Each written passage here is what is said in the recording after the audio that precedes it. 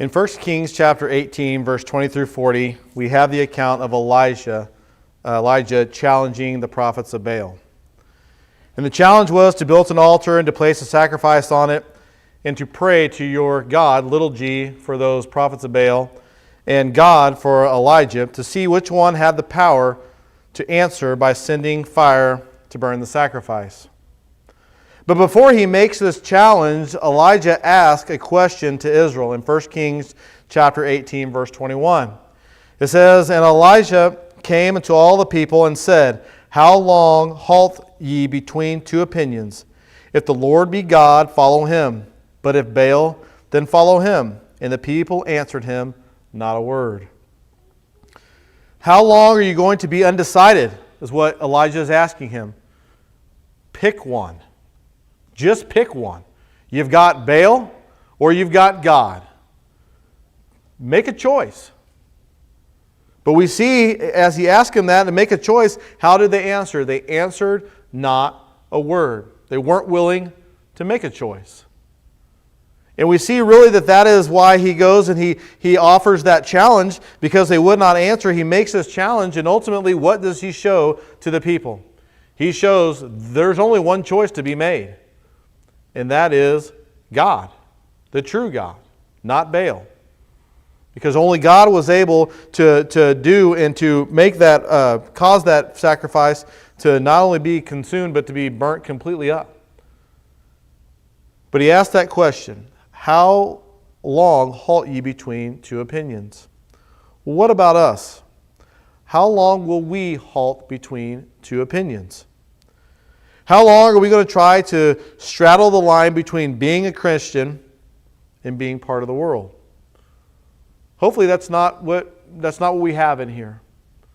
But sometimes if we're not careful, or Christians are not careful, what do? We are really halting between two opinions, because while we want to be a Christian, or say that we want to be a Christian, we also want to be a part of the world. We talked about that a little bit in class tonight. Too many times Christians find themselves in that position where we're not sure, what do we want to do? Do we want to be a Christian, or do we want to be part of the world? Trying to blend into the world, wanting to jump back and forth from that straight path to the broad path, as we read about in Matthew chapter 7, verse 13 through 14. Trying to blend into the world as much as possible, yet trying to retain some resemblance of a Christian, which is totally contrary to what Romans chapter 12, verse 1 and 2 says. We read it in class, but I'll read it again, where it says, "I beseech you therefore, brethren, by the mercies of God, that you present your bodies a living sacrifice, holy, acceptable unto God, which is your reasonable service. And be not conformed to this world, but be ye transformed by the renewing of your mind, that ye may prove what is that good and acceptable and perfect will of God." We are not to try to blend into the world. We are to be separate, wanting to put on that new man, yet refusing to destroy the old one. Again, a verse that we read tonight, Ephesians chapter 4, verse 22 through 24, talking about that differentiation. How long will we halt between two opinions? We can't just make the decision, we just can't make the decision to 100% give ourselves to God. We want to split time with God and Satan. That's ultimately what it boils down to. When we are thinking about, do we want to choose God or do we want to choose the world, we're really saying, do we want to choose God or do we want to choose Satan? Those are the only two options. How long will we halt between two opinions? We see that those Christians in Laodicea, they tried this approach. They tried. They said, well, we're gonna kind of do both. We're going to be a Christian, be a follower of God, but yet we're not going to be. We're just kind of half do it. What do we see in Revelation chapter 15 and 16? It says, "I know thy works, that thou art neither hot nor cold. I would that thou were hot or cold." He says, I wish you would make a choice. Make a decision. But he says, because you're not, so because thou art lukewarm and neither cold nor hot, I will spew thee out of my mouth. So that doesn't work. It doesn't work for us to kind of be wishy-washy. Not really sure. Do we want to follow God? Do we want to follow Satan in the world? We can't play both sides. Christians cannot play both sides. We should not be between two opinions, but it can be hard sometimes to go against our desires, right? We talked about that a little bit in class too. It can be challenging. It can be difficult.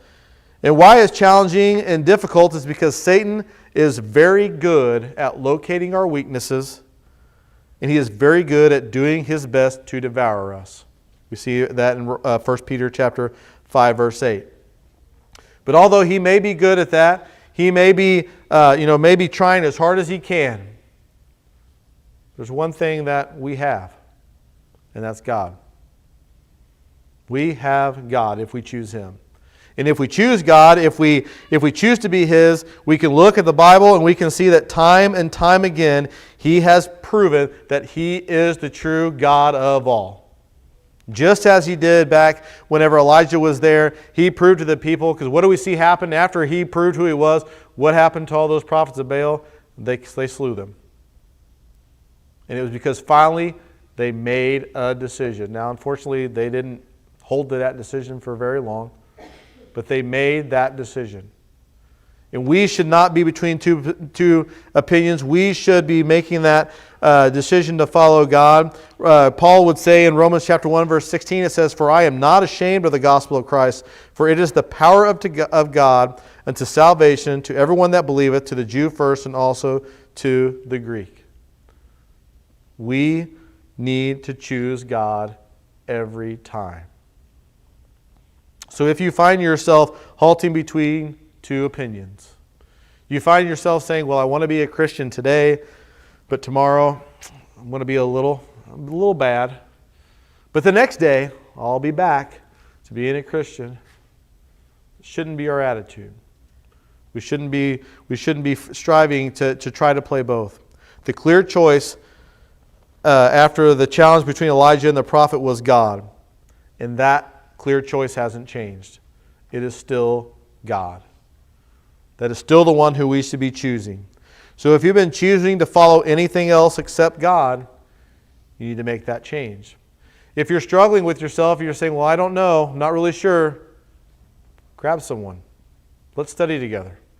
Let's look, because the Bible, again, is very clear, and it clearly points out that God is the right choice.